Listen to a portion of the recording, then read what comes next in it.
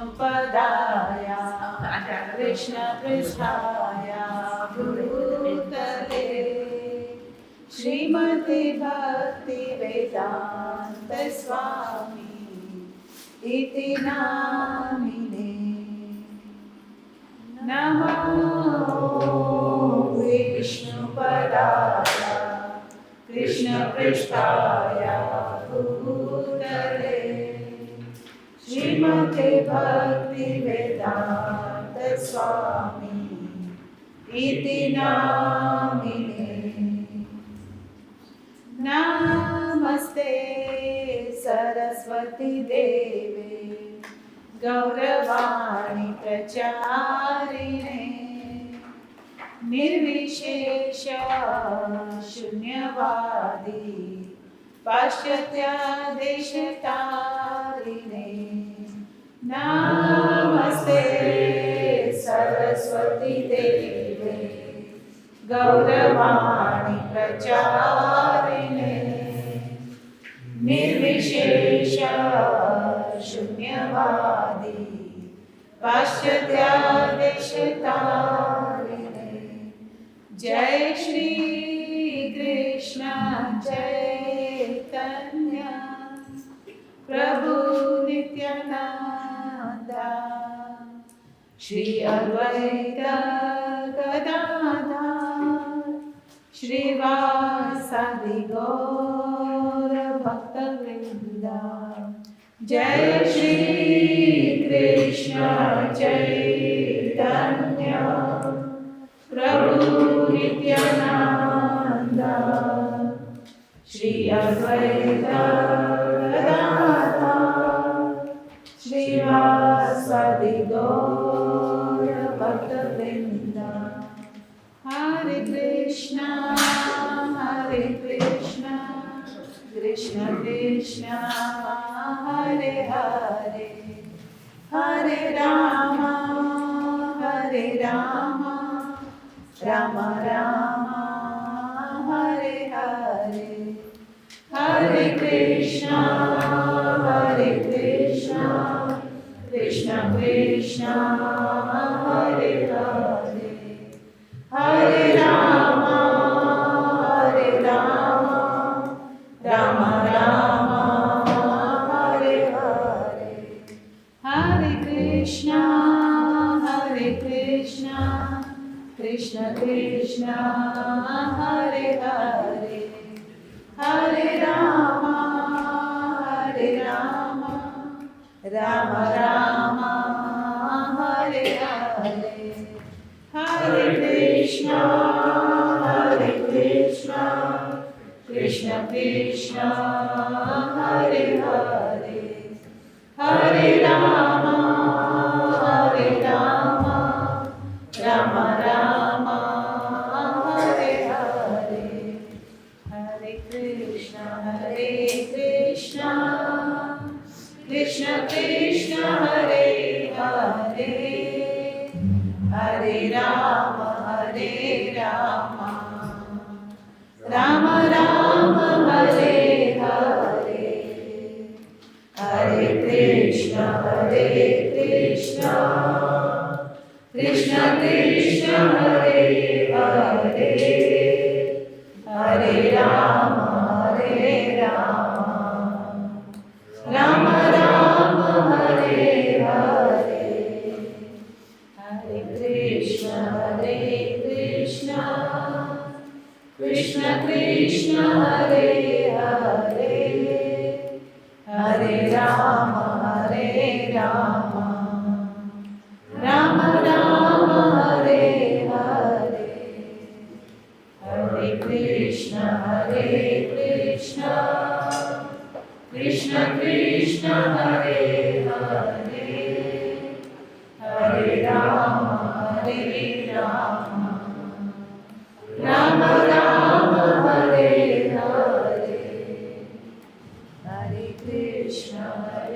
Krishna Krishna Krishna Hare Hare Hare Ram Ram Ram Hare Hare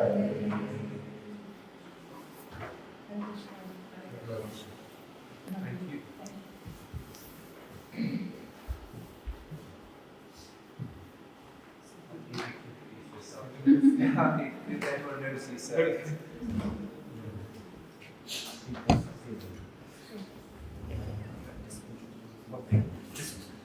just one apology that we had to cancel a couple of sessions, so we are back to normal. And now that we've got you all captured here, the next session is next week. So what we'll do in the next sort of mail outs, we'll actually give you a list of all the ones that we've booked. So just so people understand, the bookings that we make, we normally clear through the LCNL, but occasionally they have late changes, and it's a joint program. So if they have late changes where they're holding the function, that's why we sometimes have to change. We're just trying to get that organised a bit neatly, and that's why there's a bit of a clash. So my apologies for that. And so we've missed Kunal Prabhu, and I'll now just leave it to him to take over and talk about bhakti. Thank you. Hare Krishna, Jai Shri Krishna. So today it feels like we are so close but yet so far. I think because these seats are empty. So I don't bite, I promise. It'd be nice if we could come a little forward. I'll also move a bit forward so we don't feel so far away.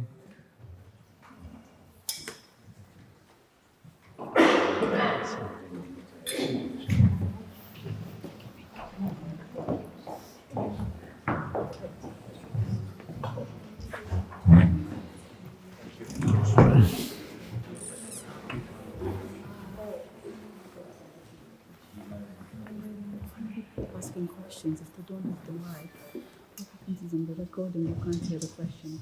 So if that happens, could you please Pass this repeat around. the question? Repeat the question. Yeah, fine.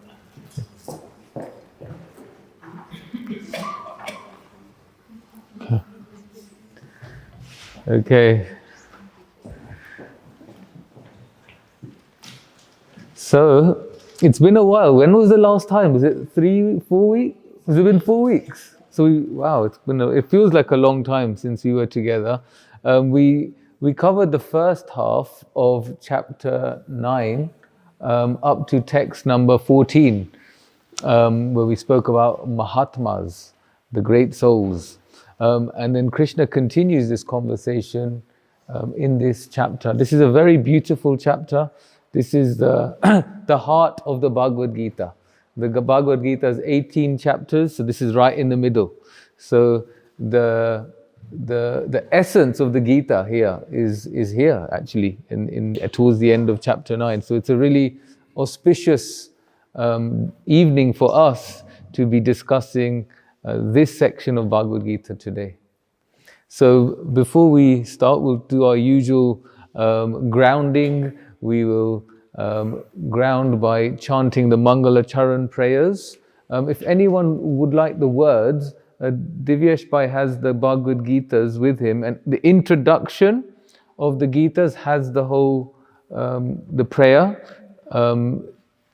It might be difficult to go along because the Sanskrit can seem a little difficult, but that's okay. Even just following it, even hearing the sound vibration in a very receptive way will enable us to experience Krishna. So does anyone else need one? We're all okay?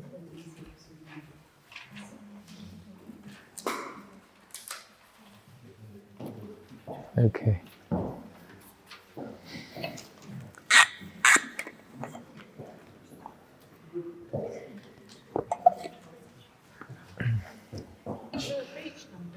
Page 1. Page 1. So it's page 1 In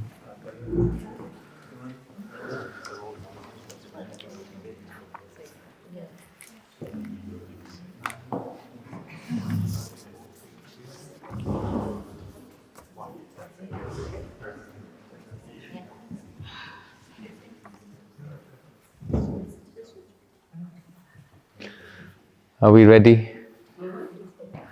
So we can take a deep breath.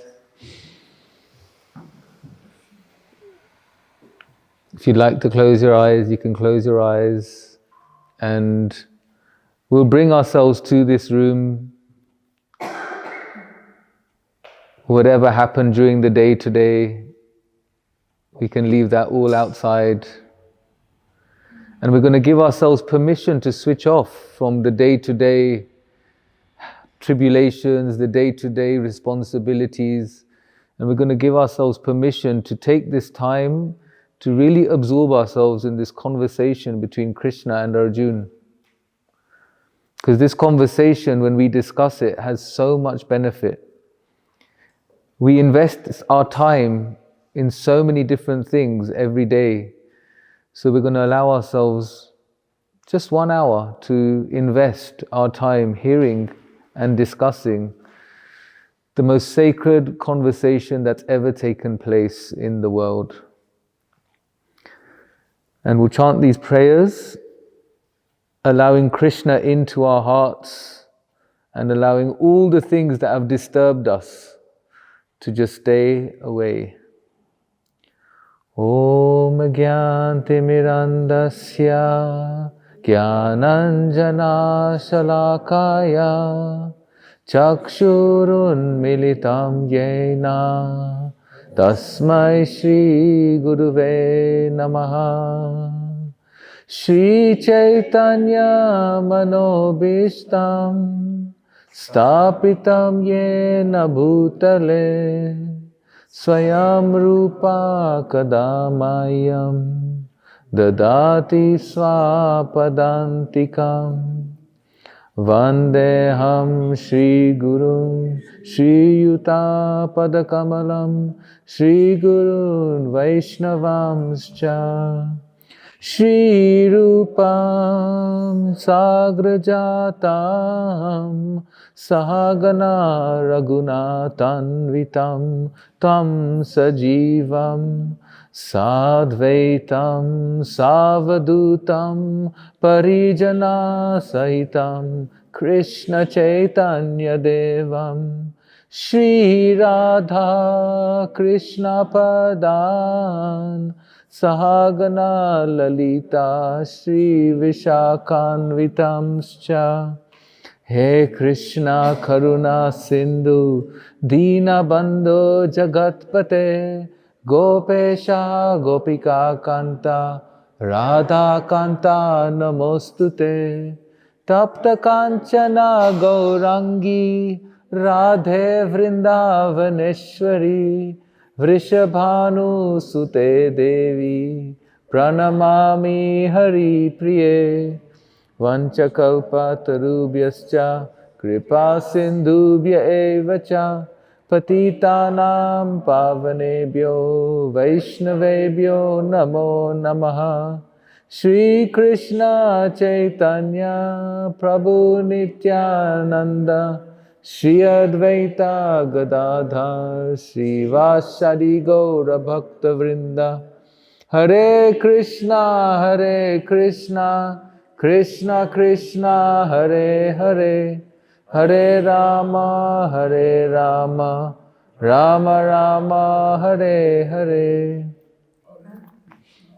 Hare Krishna. So, chapter 9. So we finished at text 14 last time in chapter 9. And in text 14, Krishna was explaining to us who is the great souls. And in chapter 14, text 14, Krishna is saying, the ones who are the great souls, they are always chanting my glories, endeavoring with great determination, bowing down before me. These great souls perpetually worship me with devotion.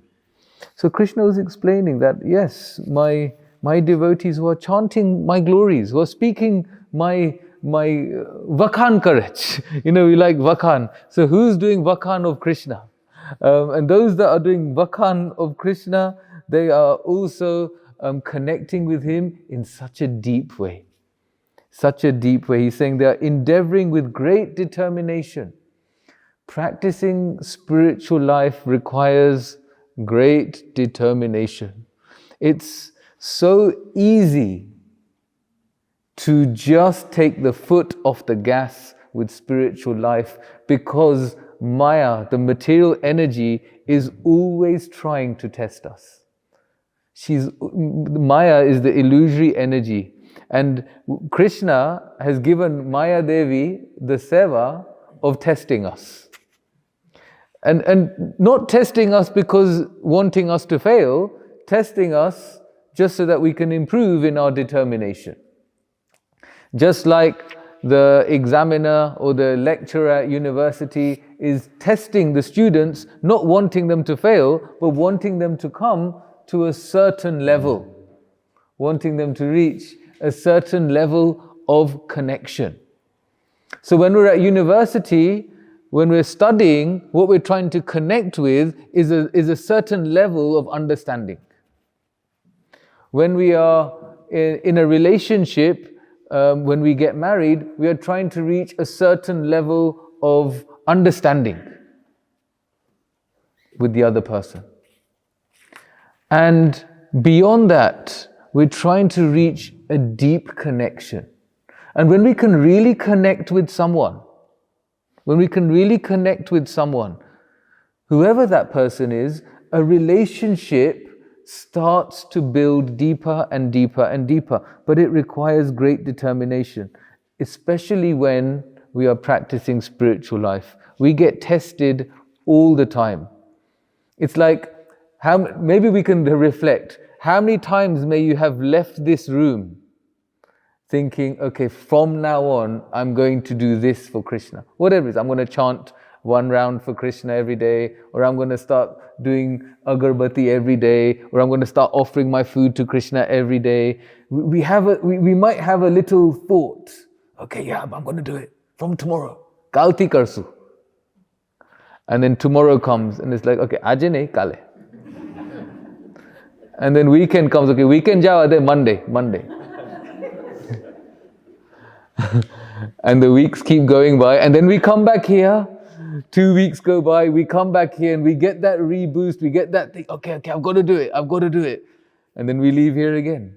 And as soon as you switch on the radio, as soon as you tune in to the latest football score, the mind gets taken away. It just gets taken away. And slowly, very subtly, we realize, oh, I've got so much other responsibility.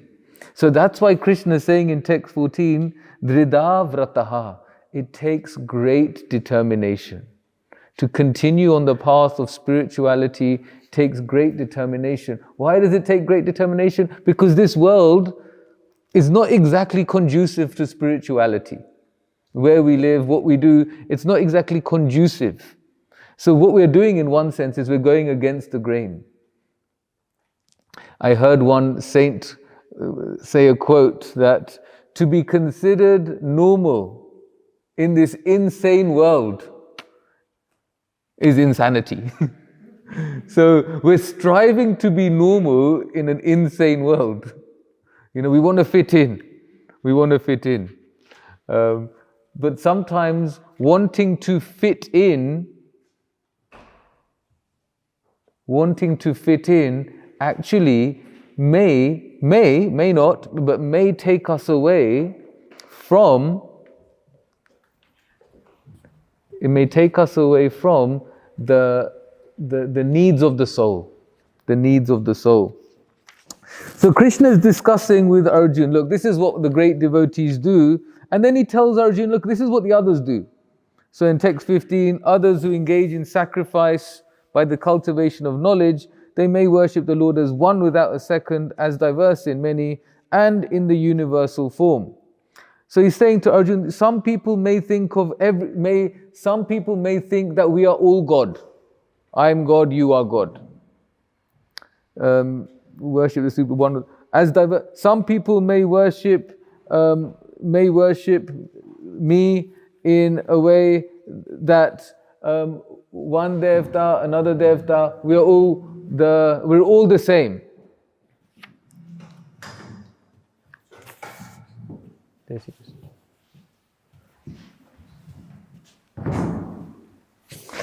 And another may worship the Lord in the universal form. And worshipping the Lord in the universal form means worshipping the Lord in a way that sees Krishna in different energies of the material world.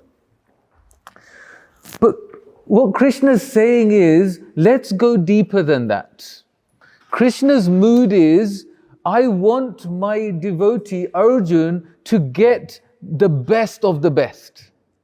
I want him to get the best of the best. What do we want for our children? The best of the best. For our children, we just want them to maximize their potential. What they're able to do, let them do it really well. Let's give them the facility to do that really well. So Krishna makes it really clear. So he moves on and he says in text number 17, does anyone want to read text number 17? Go for it. I'm the father of this universe, the mother, the support, and the grandsire. I am the object of knowledge, the purifier, and the servant Om. I am also the Rig, the Sama, and the Yajur Veda. Thank you. So Krishna is saying, I am the father, I am the mother, I am the support. He's making it clear to Arjun that I am the supreme father.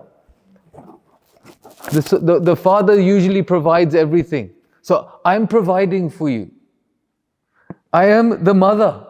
The mother is usually the one caring, the one who's offering emotional support. I'm the mother. I'll also give you this emotional support.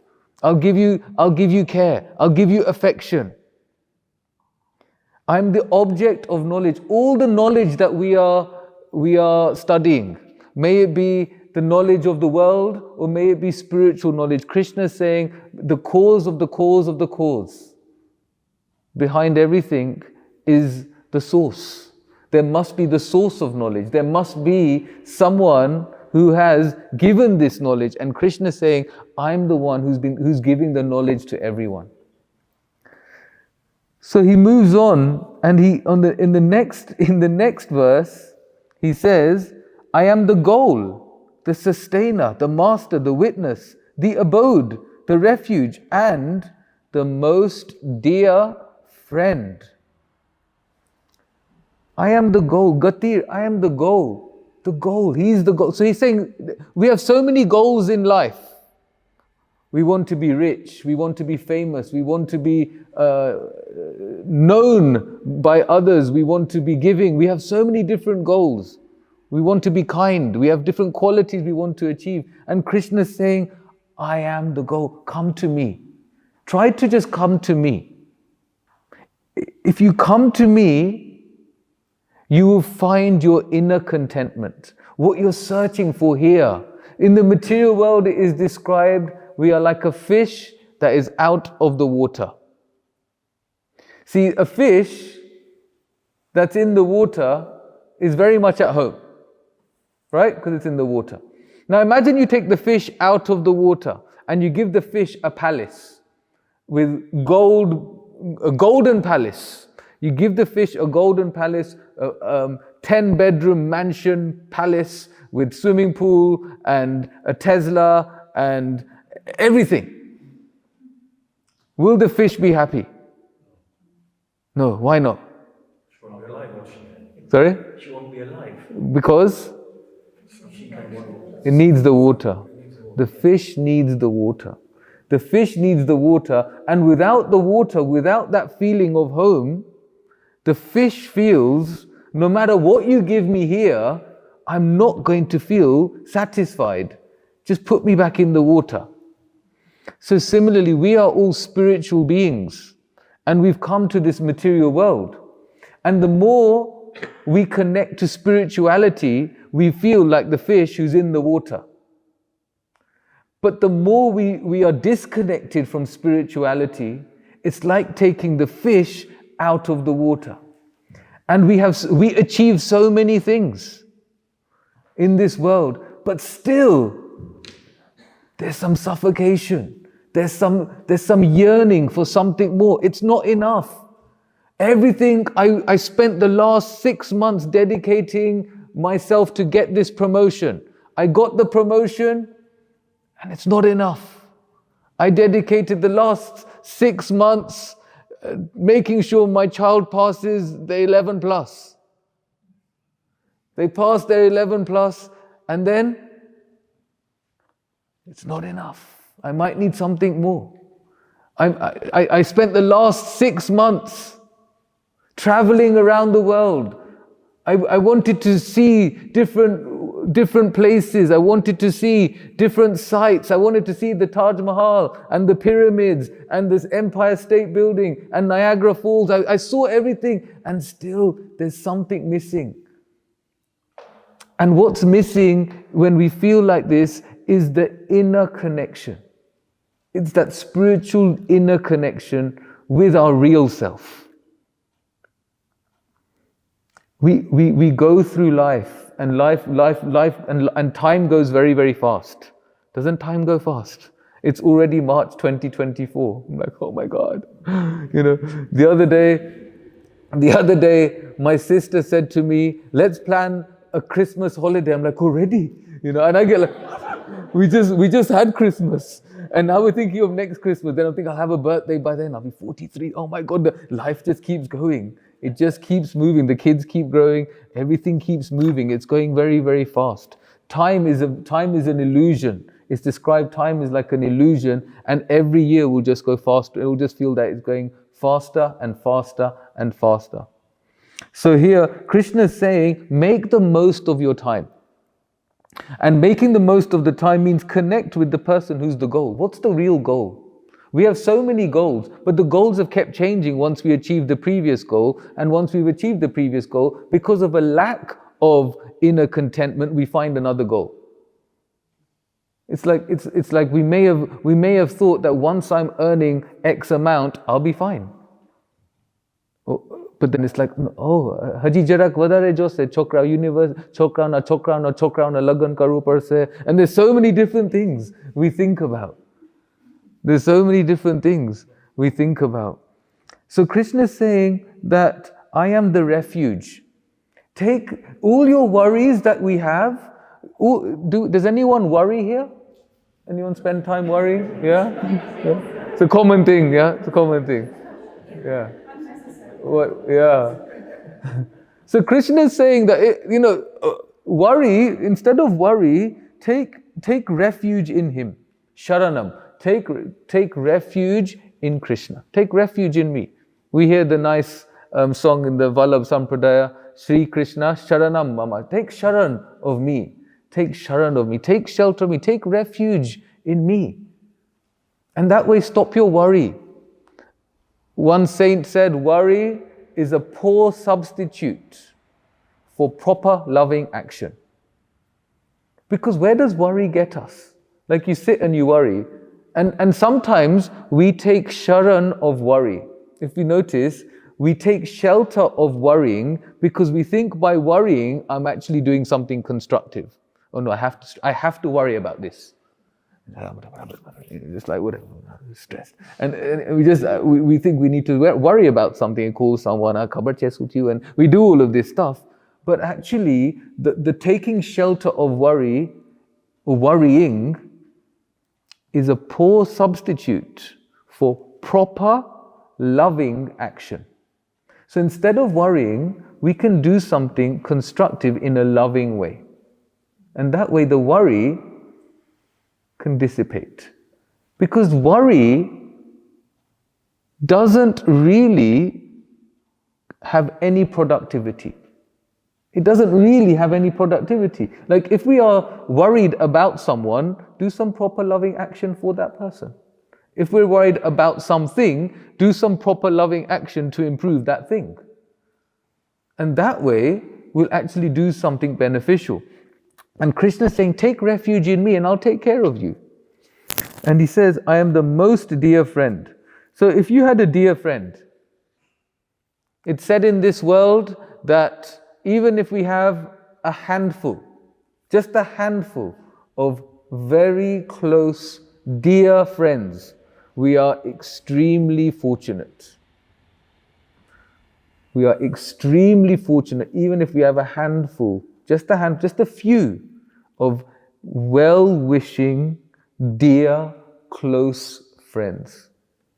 Someone who will honestly just be your well-wisher. No jealousy, no envy, just wanting what's best for you. That's called a friend. That's called a well-wishing, dear friend. In this world, there's so many places where, I mean, I get invited all the time, and I'm not so good at this, so I tend to avoid it. Let's go to this networking event, and you'll see me duck. Not for me. Because networking generally means I have something for you and you have something for me. That's generally what networking is, isn't it? Like I've got my business, you got your business, or I do this and you do that, or it's some sort of something. But a friend is, I'll give you whatever it is in me that I can do to help you. That's a friend. And Krishna is saying, I'm the most dear friend. Suridam Sarva Bhutanam. I am your well-wishing friend. I'll always want good for you. And it's very hard to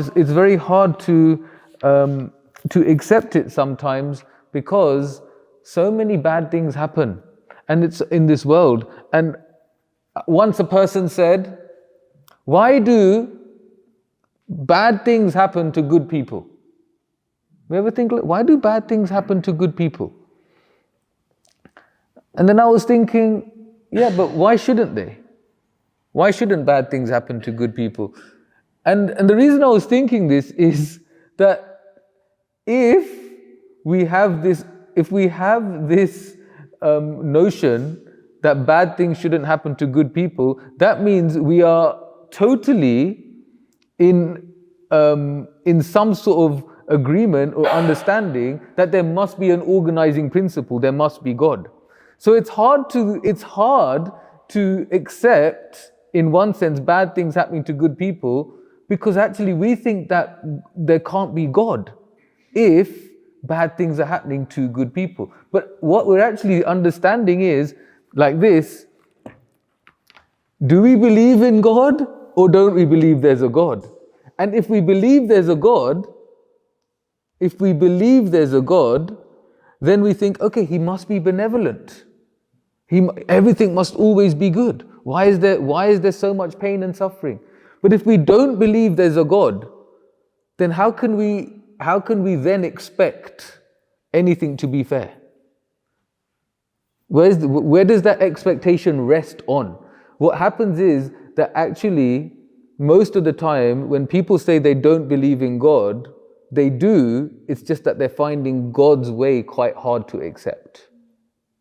That's actually what's happening. Because for someone to say, why is bad things happening to good people, means underneath that they're believing there must be God. There must be. Otherwise, why would they say that? Because they believe there must be someone there. But then the next question is, okay, I'm finding the way God does things quite hard to accept. That's a different thing. And why do difficult things happen? Well, it's quite interesting that after this war happened, on the 13th day of the war, Arjun's son was killed. Abhimanyu was killed in the war. And Abhimanyu was killed in the war, and when Abhimanyu was killed, Yudhishthir was so upset. How will I tell Arjun? How will I tell my brother that his son has died in this war? And Yudhishthir was going to run to the Kaurava camp and he was going to just attack everyone. And he said, if anything happens, if I die, I die, but I'm going to attack everyone. He was really mad and he was running. And Vyasadeva came. And when Vyasadeva came, he stopped Arjun. Arjun paid his respect. And Vyasadeva said to Arjun that to Yudhishthir, do not act impulsively. So when difficult things come to us, first thing is don't act impulsively. And then he said to Yudhishthir that there's a divine plan, there's a higher plan. And in this plan, there's two things we should understand about God. One thing is is that God is not understandable all the time. We can't always understand His plan. But the second thing that's most important is that God is benevolent. He is all good. And even if at the time we cannot understand that God's plan has any good in it, in time, in the future, we'll be able to see that there was an overall benevolent plan that the Lord had. So what can we do? We can't be grateful for all situations, because some situations that we come across are very difficult to accept. So even though we can't be grateful for all the situations that come to us, we can still be grateful in all situations. We can find something to be grateful about. Something to be grateful about. And through this mood of gratitude, we'll be able to accept Krishna's plan more and more and more. So he goes on, Krishna speaks more about himself, potanu vakhan kare chaya, as they say. He's saying, yeah, I'm the goal, I am this, I created everything, I annihilate everything, it's all me. Oh Arjun, text 19, oh Arjun, I give the heat, I withhold the rain, I send the rain. I'm also death personified, both spirit and matter are in me. So everything is in him. He's saying everything is within me. You are looking everywhere, but what you have is right in front. And similar for us. We're looking here, there and everywhere for some happiness. There's the deer, the musk deer. The musk deer, the deer has a smell, can smell this really amazing scent. So this deer is going here, it's going there, it's going everywhere. Where is this scent coming from? I don't know. Where is this scent? Where is this most beautiful smell? Going up a mountain, goes down the mountain, in the forest, out the forest, and then finally where does it realize? The scent is within itself. It's a musk deer. The scent, that scent of musk is coming from within the deer. And similarly for us, we are looking here, there and everywhere to find some sort of happiness. But the happiness we're actually looking for is within ourselves. But it takes time, it takes courage to go deep within ourselves, to find what it is inside us that we are finding hard to accept. Because if we cannot accept ourselves, we won't be able to accept Krishna as the Lord. Can we accept all the difficult things or should we say all the wrong things we may have done in our life? All the mistakes we may have made? Can we accept that? Can we forgive ourselves? If we can't accept ourselves, we'll find it very hard to accept others. And if we can't accept our own mistakes, we'll find it very difficult to accept the mistakes of those around us.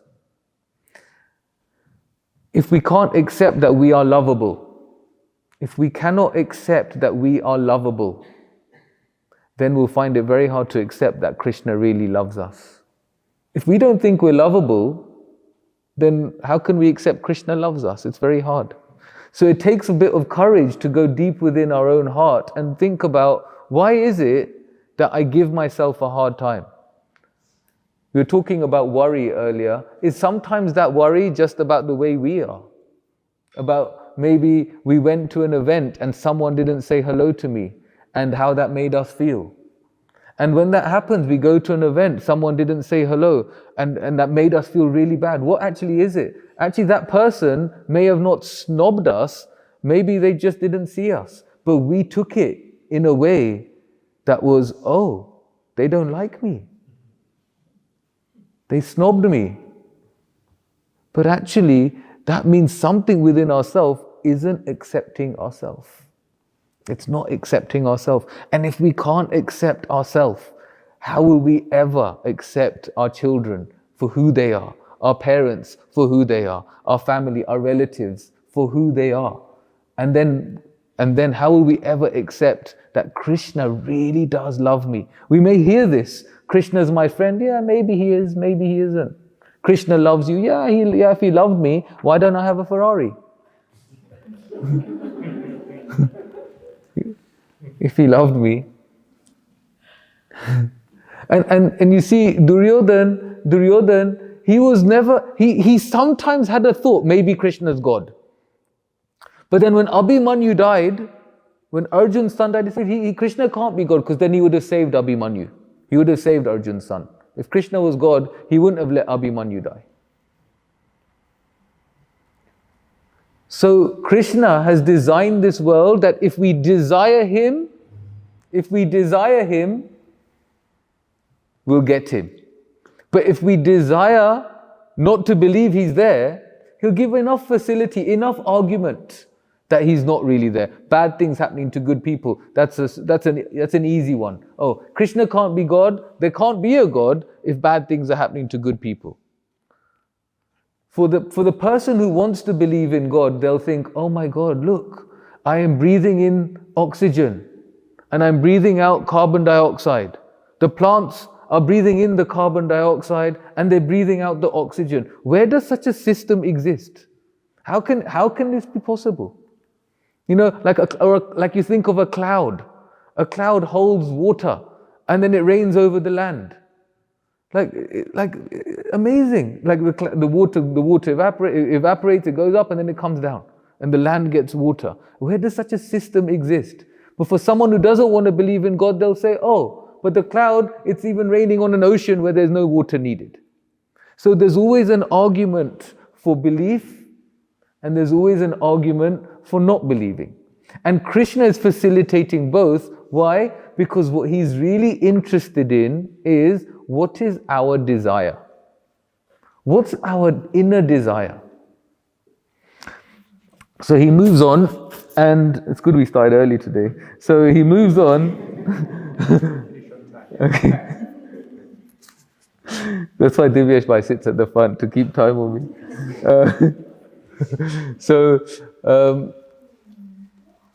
He moves on and he talks about something we've discussed here before. So he talks about, in text number 20,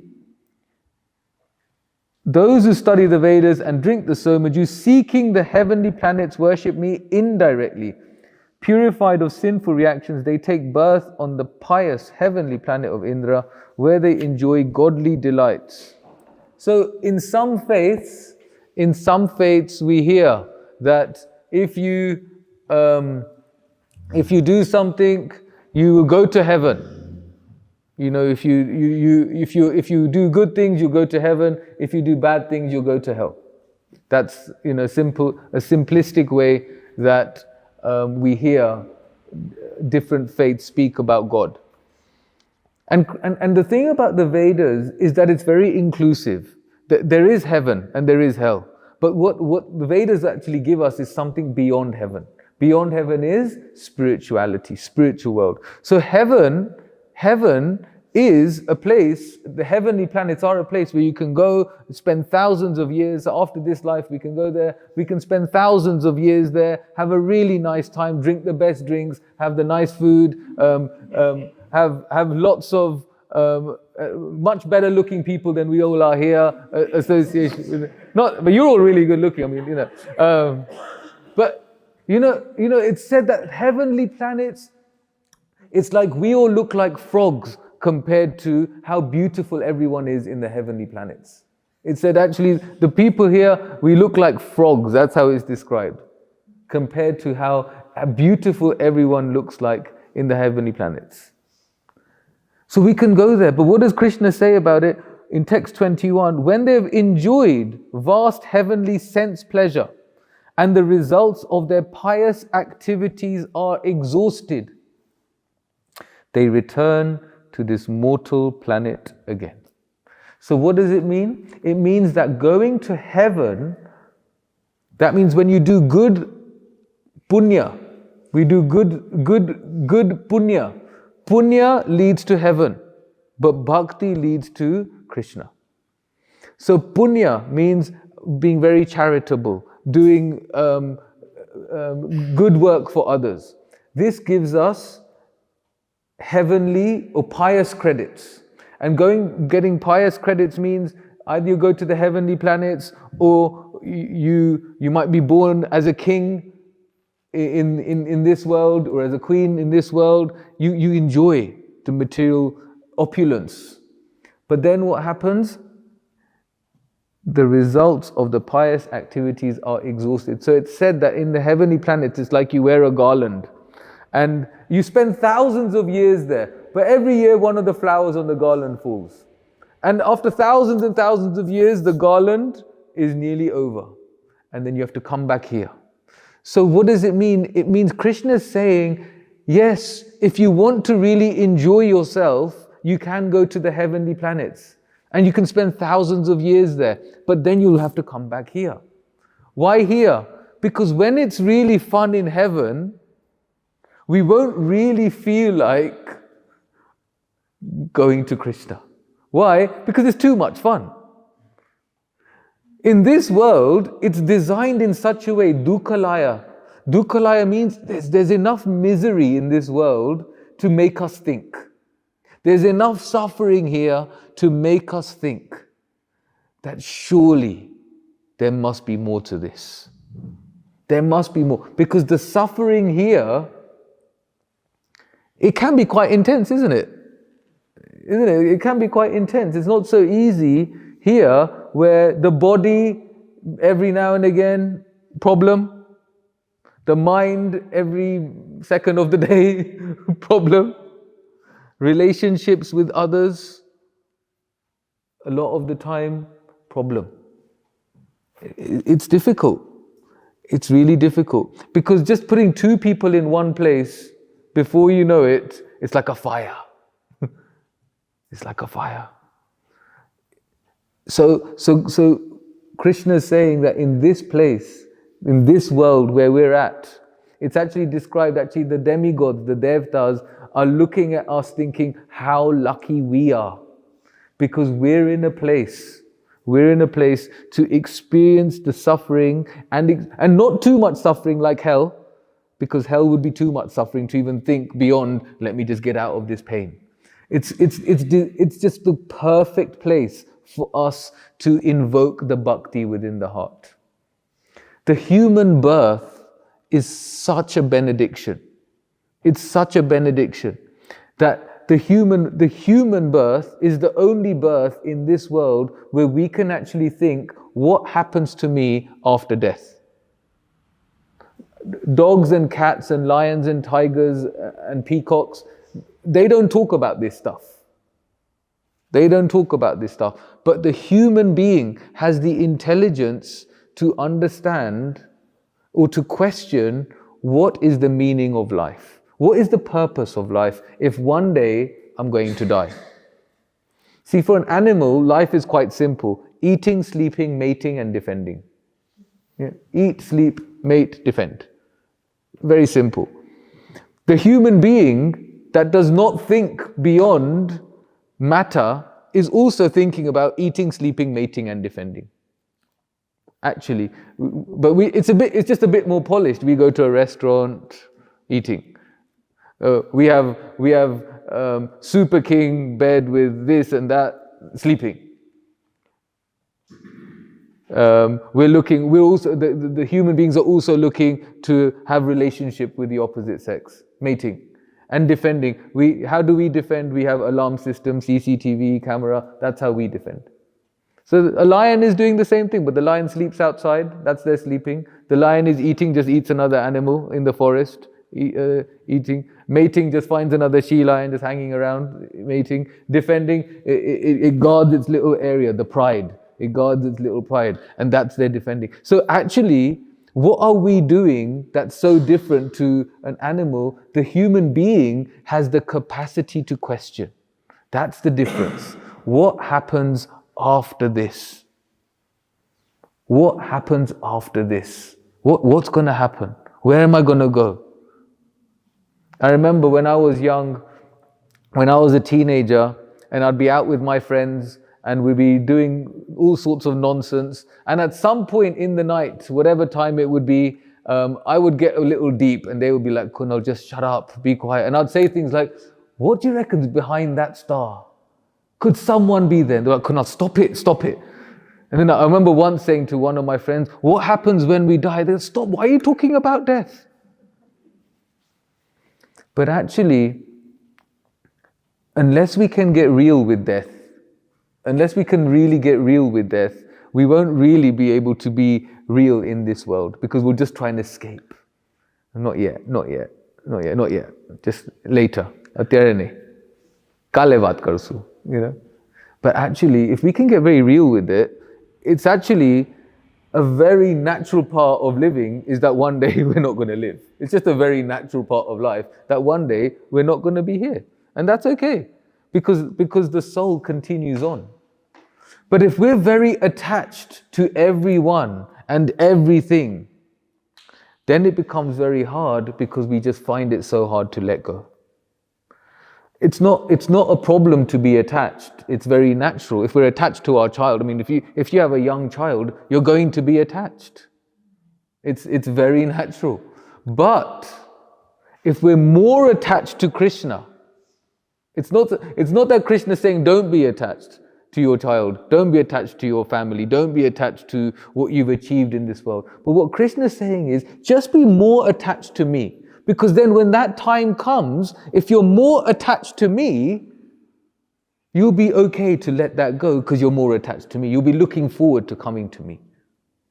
So in text 22, it's a very, very amazing verse. Ananyas chintayanto mam ye jana paripashite tesham nityabhiyuktanam yogakshamam vaham yaham. Does anyone want to read the English translation?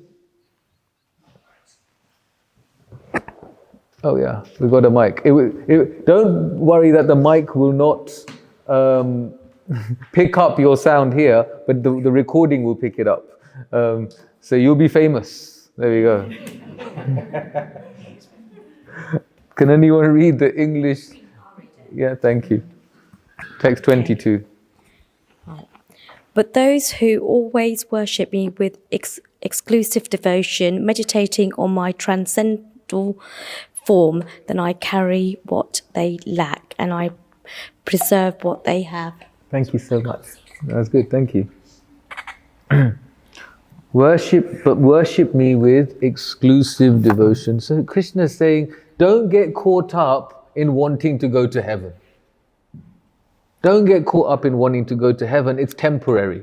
If we think about it from a world perspective, if someone said to you, do you want to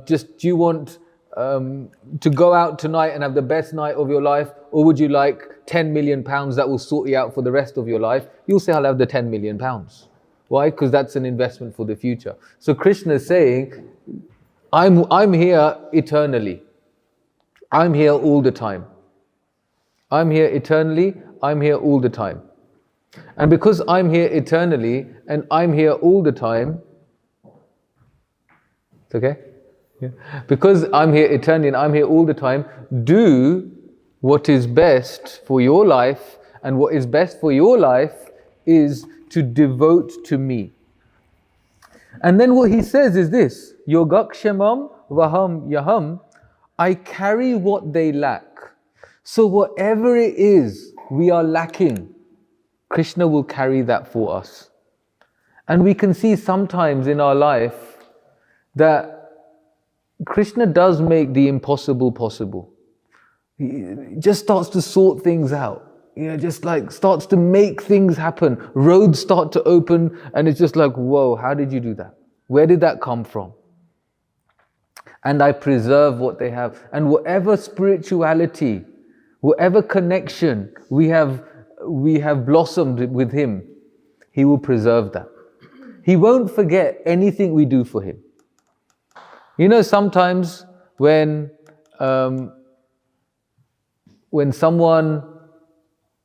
someone may not reciprocate with us in the way we may expect. We may have done something for someone and they don't reciprocate in the way we may expect. And the one thing we might say is, but I just did so much for them. Does anyone feel like this? I just did so much for that person. I did so much. And now look at them now. What are they doing for me? And Krishna is saying, whatever you're doing for me, I'll preserve that. It will never be forgotten. The smallest thing you do for me, it will never ever be forgotten. And in this world, we are let down all the time. And we're letting others down all the time without knowing it. Why?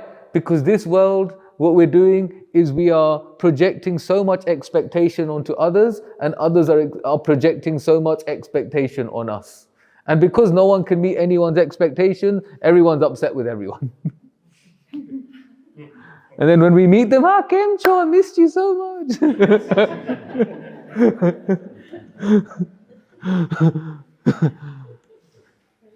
But we're projecting so much expectation. And what Krishna is saying is, forget all of that. Forget all of that. Whatever you do for me, I'll preserve it. And whatever you couldn't do for me that you wanted to, I'll carry that. I'll carry that with you, with me. And then he goes on, so I'll just move on. What time do we finish? 10 o'clock. Thanks. Okay, so,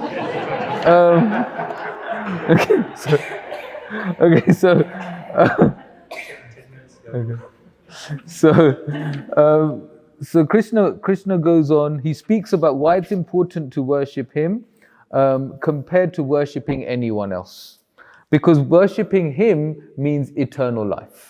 Eternal life. And that's what he wants to give to everyone. Give everyone eternal life. So then text 26, Patram pushpam phalam toyam yo me bhakta prayachati tadaham bhaktyuparitam ashnami prayatatmanaha. Can anyone read text number 26, please? Thank you. If one offers me with love and devotion a leaf, a flower, a fruit, or water, I will accept it. Thank you. Look at Krishna. He doesn't want much. A leaf, a flower, a fruit, or water. Give Krishna some water. And what does it mean, give Krishna some water? Even if you have a picture of Krishna at home and put some water in a cup that's especially for him, and put the cup near him, chant the Hare Krishna mantra and say, Krishna, this is for you, you will begin to develop a relationship with him. It's magical. And it's just water. But it's not the fact that it's water. The key ingredient is love and devotion. We can see here, if one offers me with love and devotion, this bhakti. In this text, Krishna's mentioned bhakti twice. He's mentioned bhakti twice. Yo me bhaktya prayachati and tadaham bhakti uparitam. This bhakti is what he's after. He wants our hearts. That's what he's after. He's after the heart. The problem is our heart has sold out to so many other things. And so many times we say, I'm heartbroken. But he wants our heart and he won't break it. He won't break it. He might squeeze it a little bit, but he won't break it. He might squeeze it a little bit, and that happens, but he won't break it. And when he's squeezing it, he's just squeezing the love out of us. He's really squeezing the love out of us, because this relationship is so important. So here, a leaf, a flower, a fruit, a water, Krishna's making it clear. This is what you can offer to me. This is what you can offer to me, and I will accept. I will accept the love and devotion behind it. He doesn't need water. Water comes from him. He doesn't need water, it comes from him. He doesn't need a leaf, he doesn't need a flower, but he wants our heart. He wants our heart. And we feel it also. When my young daughter, she's now 7, she's not as young as she was, I still think of her as a baby, but when she comes up to me and says, Papa, here's a flower, and she may have just picked it from the garden and she gives it to me, I feel so blessed, like wow. But it's not the flower, I don't even like flowers so much. But what is it? It's the fact that she thought of me. It's the fact that she thought of me. When she's eating something she really likes, and she says, Papa, do you want to try it? And she sticks out her fork and I take a bite. It's not that I need the food, but I can see that she's giving me with love something she's really enjoying. And that makes me very, very, very soft. So what happens with Krishna? When we offer him something with love, He's feeling very soft towards us. And God, Krishna, is making himself available for this type of relationship. We often think of God as the person to be fearful of. I hear so many people saying, I am God-fearing. I'm God-fearing. I don't often respond to that because I still feel when someone says that, it's great that they believe in God. But actually, wouldn't it be amazing if we were God-loving? Like that, there's different ways of worshipping God. One is out of fear. I better do this, otherwise something's going to happen to me. Okay, I'll pray, so nothing happens to me. We're just scared. We're scared. Something's going to happen, so I'll do something. Then the next stage is we worship God because we want something.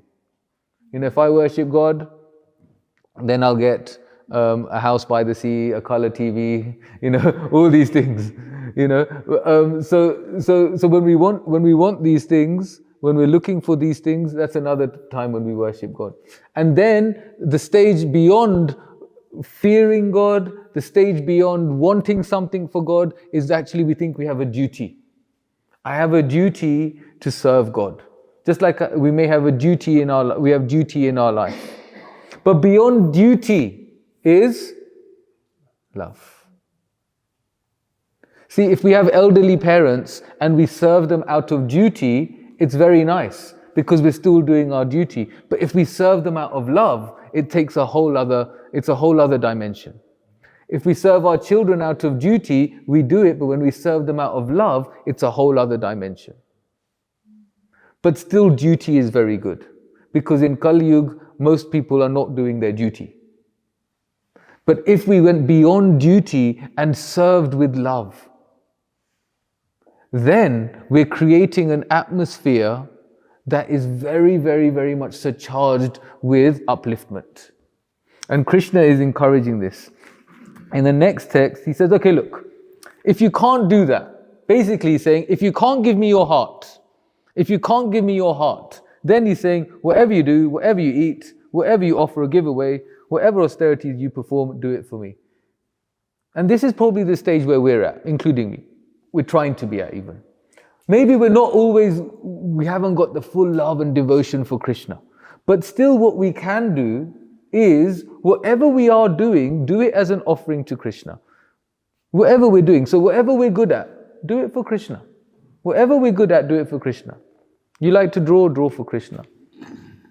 You like to write poems, write a poem to Krishna. See how he feels. It'll be amazing, an amazing experience. So whatever we eat, offer it to Krishna first. Whatever we eat, offer it to Krishna first. And this way, we are thinking of him. We're thinking of him. So he's making himself very accessible. He's kind of saying, look, I'm here, I want you. Do you want to be with me as well? Why don't we come together? And then he moves on and he talks about himself again in text 29. He says, can anyone read 29? It's a really important verse. Anyone? Yes. Thank you. I envy no one, nor am I partial to anyone.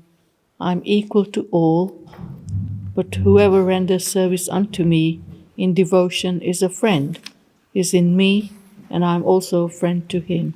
Thank you. I envy no one, nor am I partial to anyone, and I'm equal to all. So Krishna starts off saying that I'm the same with everyone. I'm the same. How I am with you, I'm equal to all. He's impartial. He's impartial. But then he goes and says, but if you render service unto me in devotion, you're a friend, you're in me, and I'm also a friend to him. So he's saying this. What he's saying is, I'm impartially partial. It's quite interesting. I'm impartially partial. How can you be impartially partial? Well, what he's doing is, he's saying, I'm keeping the door open to everyone and anyone. And that's him being impartial. Whoever you are, you can be with him. When Vibhishan left the camp of Ravana and he came to Ram, Ram saw Vibhishan and he said, "Oh, Lanka Raj, welcome." He called him the king of Lanka. And the others were thinking, how can you call him the king of Lanka? Ravan is the king of Lanka. But Ram knew that this person, Vibhishan, has come to me, and when I kill Ravan, I'll give Vibhishan Lanka. And then someone said, but what if on the off chance Ravan surrenders unto you? And then what did Ram say? I'll give him Ayodhya. So this is Ram. This is the benevolence of Ram. That actually the door is always open. The door is always open. If you come through the door, you'll get my special mercy. Even if you're Ravan, you'll get Ayodhya. That's God. But what do we have to do? The door is always open. What do we have to do? Offer service. Yeah, but how? Walk through the door. The door's open, we walk through the door. But if we stay on the outside of the door, then Krishna's impartial. He's left the door open for everyone. He's impartial. He's equal to all. He's saying it. I'm equal to all. Samoham. I'm equal to all. But if we walk through the door, then it's a whole new world. Because then it's a connection, a relationship that is very difficult to explain to someone else. We just need to experience it for ourselves. We just need to experience it for ourselves. Someone can go to Vrindavan and look at Vrindavan and see that there's the sewage is like this. There's too many beep beep beep beep. There's all. You can look at Vrindavan and go like that to Vrindavan and come back and think, oh my God, this is Vrindavan. Or you can go to Vrindavan and see that everyone's saying Radhe Radhe Radhe Radhe, and everyone is immersed in love for Radharani. So it's how we see. It's our consciousness. And what Krishna is doing is saying, if you go through the doors that He's left open, if we go through the doors that He's left open, then our consciousness will be uplifted. We'll be able to see what we couldn't see before. We'll be able to see what we couldn't see before. We'll be able to do what we never thought we'd be wanting to do before. But we just got to go through the door. So that's what he's saying. Why not experience me as a friend? That's what he's kind of saying. Why don't you experience me as a friend? You've had so many friends here, and so many friends have let you down. Why don't you just experience what it's like to be friends with me? It's the invitation. Be friends with me. When you have a friend here, you may give them 10 minutes of your time, maybe. Having a chit chat on the phone, going to Starbucks. Yeah, we spend 10 minutes with our friend, maybe more. So Krishna is saying, why not try spending some time with me? Maybe chant the Hare Krishna mantra 1 round a day. That takes about 8 minutes. See how it feels. Just see what happens. Give it a go. Become friends with me like this. He's telling us how we can become friends with him. So then he moves on and he says in the next text, even if one commits the most abominable action, if he is engaged in devotional service, he is to be considered saintly because he is properly situated in his determination. He's saying, look, if you make a mistake, but you still come through the open door, don't worry, I'll still think of you as saintly. Because we all make mistakes. This world is designed in such a way, it's tempted. The temptations are so strong, you may make some mistakes, but you know what? I'm not going to judge you, but just come through the door. It doesn't have to be all or nothing. Just come through the door. Just develop this friendship with me and we'll experience something that is beyond what we've ever experienced before, but just walk through the door. If you commit mistakes afterwards, doesn't matter. If you keep trying, I'm still here. Just like a child. The child may make mistakes, What does the parent do? No problem. You still want no problem, because you still want to be with me. So Krishna is like that, but we got to go through the door. And then the final text. Yes, okay, the final text. I'll just run to the final text. Sorry, too late.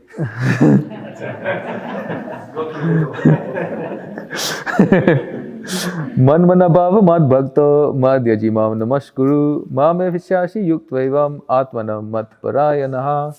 Can anyone read the final text? This is Krishna asking us to do 4 special things.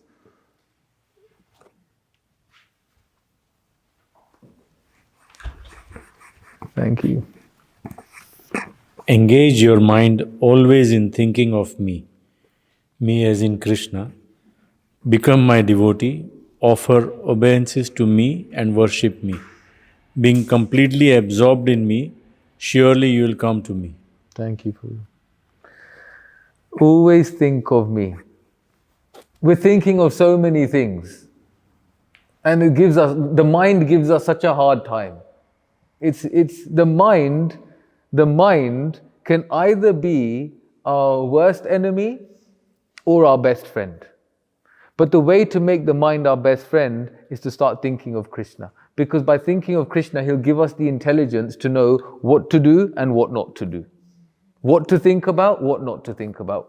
What to worry about, and all the things we need to not worry about. Krishna gives us that strength. So always think of me. Become my devotee. Become my devotee. Does he need us to become his devotee for himself? No. Lakshmi sahasra sata sambrama sevyamanam. He has hundreds and thousands of Lakshmis, goddesses of fortune, serving him. He doesn't need us to serve him for him. He's saying to us, become my devotee, because that's good for us.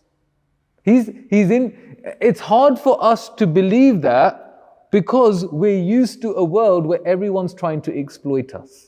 We're used to a world where someone's always trying to get something out of us. So when someone says, become my devotee, you're thinking, what do you want from me? What do you need that for from me? But actually, he's telling us, become my devotee, because it's good for us. He's telling us what will be good for us, because he's our best friend. He said that, I'm your best friend. I'm your well-wishing friend. I'm the dearmost friend of all. So his advice is, think of me. That will be good for you. Become my devotee, because that will make you happy. It will make you happy. Then he's saying, offer obeisances to me. Offering obeisances, that's like, ooh, page lagwanu. Oh, why would I do that? Bow down? Like my head go on the floor for someone else? Why should I do that? But he's saying, this will be good for you, to humble ourselves. We're in a world, we're trying to reach the top. We're always trying to reach the top, and we want people below us. And Krishna is saying, that's not good for you, because you're never going to reach the top. I'm at the top. Better be under my feet. Better be under my feet, and you're with the person who's reached the top. Again, does he need us to pay obeisances to him? No. But why is he saying it to us? To make us humble. It's good for us. It's good for us. And then worship me. Does he need our worship? No, he'll be okay. He's got Radharani. He'll be fine. But why is he saying for us to worship? Because it's good for us. All the things Krishna is telling us to do is because it's good for us. It's not because he's not going to be sustained without us. Whether we give him the water or not give him the water, he won't be thirsty. But if we give him the water, our heart will open. Our heart will open. And if our heart opens, we'll connect with him. And then what does he say? Being completely absorbed in me, surely you will come to me. If we are absorbed in him, then when that time comes for us to let go, Even though we don't want to think about it, when that time comes for us to let go, if we are completely absorbed in Him, we'll be able to let go. Because we know we're going home. We're going home. What is home? Home is where there's safety. That is home. What is home? Home is where everyone loves you. That is home. And His place, Goloka Vrindavan, every step is a dance. Every word is a song. Everyone there, right now, is having a brilliant time. And when we go back there, we have family there. We have family there. And when we go back there, we'll see our family, our eternal family who've been waiting for us. And when we get back there, it'll be like we never left. And every step will be a dance. And every word will be a song. And we'll be joyfully serving Krishna together in the spiritual world. But we'll only go there if we want to go there. Because Krishna's main thing is, what does my devotee want? And if we want him, we'll go to him. So we'll stop here. Before 8:30. Thank you very much. Hare Krishna. Would anyone like to share any comments, questions, thoughts? Yes. I'm a bit confused between in chapter 9.23. It says, those who are devotees of other gods and who worship them with faith actually worship only me. O son of Kunti, but they do so in a wrong way. And there's an example there. If you can clarify that. And it's repeated in 9.34 as well. What example is it? It says, when a man pours water on the leaves and branches of a tree without pouring water on the root, he does so without sufficient knowledge and without observing regulators. If you can explain that, because it's repeated back in 9.34. Yeah, thank you. Yeah, it's a really nice question. So the example that's given in 9.23 and 9.34 in the purport is about pouring water on the root. So Krishna is the root because Anadir Adir Govinda Sarva Karna Karnam. Sarva Karna Karnam means he is the cause of all causes. So the example being given is, if there is a plant, we water the root of the plant, that you put water on the root, because by pouring water on the root, that's how everything will grow. Similarly, if we give our devotion to Krishna, then what happens is everything in our spirituality will grow. Now, if we pour water on the leaf, there's no spiritual growth. Does that make sense? Does that make sense? What I understand is, if you worship not Krishna but somebody else, not God, you do it wrong. So what he said, yeah. Okay, good. So the question is, if we're worshipping another god, then we're worshipping wrong. That's the question? Yeah. That's because that's what Krishna says here in text 23. Those who are devotees of other gods and who worship them with faith actually worship only me, O son of Kunti, because they do so in a wrong way. Yeah. So the thing is this. If we worship another god with devotion, that's different. But what he means by worshipping in a wrong way is, we generally worship another god because we have some desire in return. We want something in exchange. So I'm worshipping the goddess of fortune to get some wealth. Or I'm worshipping a god to make sure my daughter gets a good husband. Or I'm worshipping for good education. I'm worshipping wanting something back. So that's what Krishna means by worshipping in a wrong way, because generally when we worship other gods, we have a desire. We want something to be met. And what we were discussing is that beyond fear and desire is duty and then love. So love is what it's all about. And what Krishna is offering is a loving relationship. Does that make sense? Thank you. Does anyone else have any comments, questions, corrections? Yeah, can I expand on that? Because this Yeah. always keeps coming up. Because I think, if I'm not wrong, you were saying that the verse said that actually if you worship other gods, then it's wrong. That's what it says. So we had lovely fun when Vaishnav was here.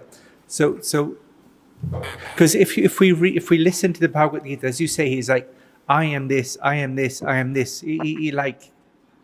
He's again saying I. So what is the position between, let's say, worshipping Lord Shiva with full faith and devotion, with the one that you want to give pure bhakti to, than, let's say, worshipping, let's say, Lord Ram or Lord Krishna? Is there a difference? See, if we worship Lord Shiva with love and devotion, it's very likely, because Shiva is described in the Bhagavatam, Vaishnavanam Yatta Shambhu, that he is the greatest of all the Vaishnavas, greatest of all the devotees of Vishnu.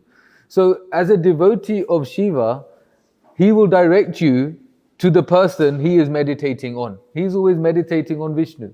So the reality of the relationship, because it's with pure love, then that person who you are devoting to will direct you to Krishna himself. So, Any other questions? Yes, Beena Ben, Hare Krishna. Yeah, so it's not relating to any of what we've just covered, but I thought Krishna is very kind of aloof from the material world, and this material world is kind of governed by Durga Devi. So when we're just material beings, right? So I know the soul, the soul and the super soul are spiritual. So when we offering our bhakti to Krishna, because we're in a material world and he's aloof from that, how do we know that we're actually making a connection with Krishna? Yeah, it's very interesting. Thank you. So how do we know we're making a connection with Krishna? Because he is aloof from the material world. And how can we connect with someone who's aloof? If he's not interested in one, he's not we could say a disinterested party in the way the governings of the material world. So actually there's so much about Krishna. He doesn't need to take birth, but he's born here. He's born as the son of Vasudeva and Devaki. He's not he's the controller of time, but yet he ran away on the battlefield when Jarasandha was in the battlefield. He's doing all these pastimes in the material world. He's doing all these pastimes, but he doesn't need to do any pastimes because he doesn't need to do any activity here. So what is it about Krishna? How can we connect with him? The thing that Krishna is most interested in is a loving relationship with his devotees. And the whole purpose for him, the reason he came here, is to save his devotees from the demons and to develop a loving relationship with them. Krishna will do anything for a loving connection. He made a promise on the battlefield. He said, I will not fight. But when Arjun was in trouble with Bhishma, what did he do? He picked up the chariot wheel and he was running towards Bhishma, saying, I'm going to kill Bhishma. He is beyond anything. He goes beyond morality, even if it means to love his devotees. So what Krishna is doing here is he's, like we saw in the earlier text, he's opening the door, and when we go through the door, he's then saying, I'm now involved with you. While the door's open, he's being impartial. Anyone can come in. It's impartial. Anyone can come in. But at the same time, whatever's going on in the world, I'm just letting it run. Just like the Prime Minister will just let the government get on with stuff if it's going on. But the Krishna, he's let the door open. And for whoever goes through that door, he's going to have an intimate, one-to-one loving relationship with them. And how do we know that he's receiving our offering? We'll feel it in our heart. There'll be something within us that knows that I'm connecting. So is it that the Atma has to connect with the Paramatma? Is that what you were saying? Does the Atma need to connect with the Paramatma? The Atma and the Paramatma are very close together. But when we can see Krishna as a person, then the Paramatma is alive with the Atma together. It just all starts to connect together because we see that Krishna is beyond everything and everyone because he's a person. He's with feelings. A person has feelings. So when we do something good for him, he feels that.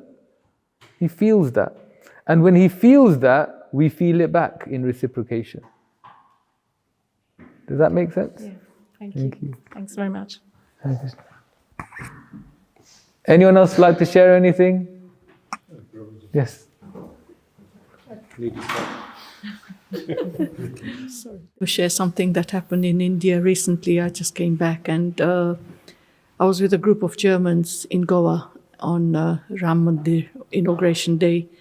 But it's just this innocence and the love with which they bought the flower garlands at the entrance of the temple. They were asking me things, and I told them a few things before we got there.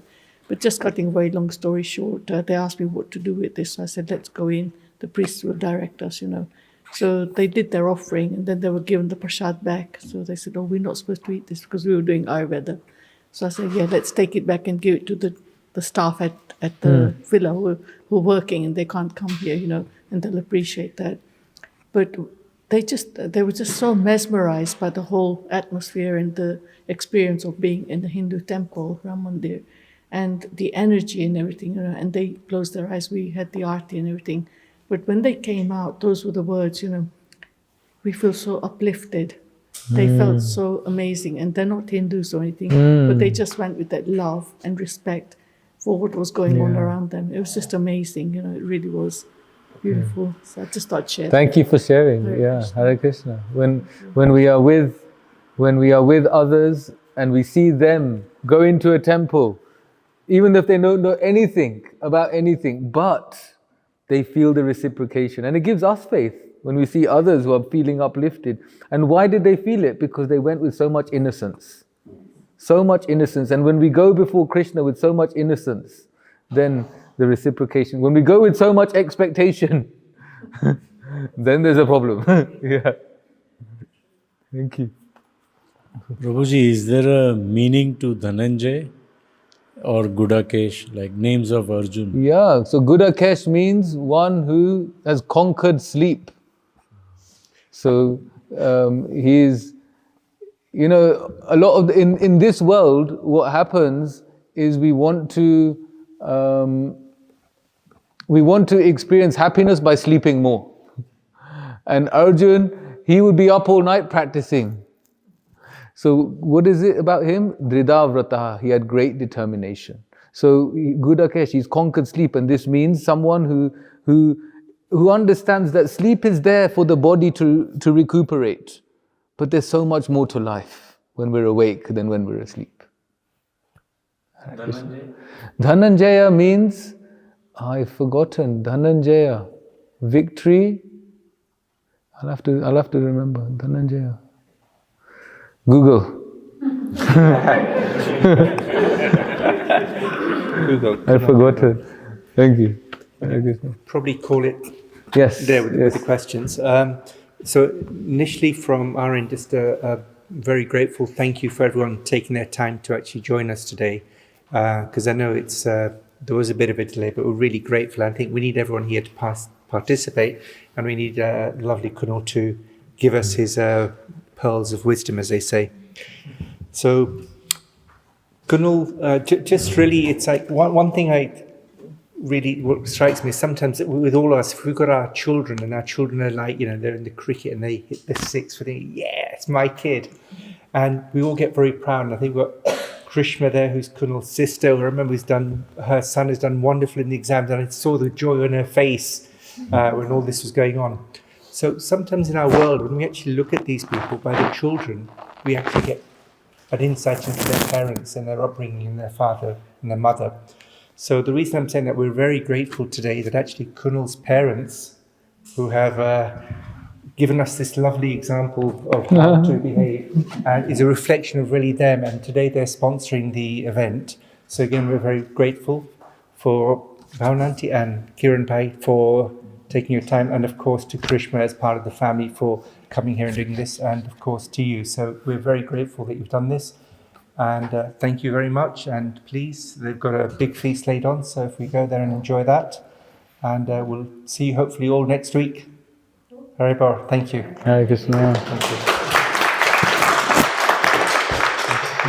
Thank you.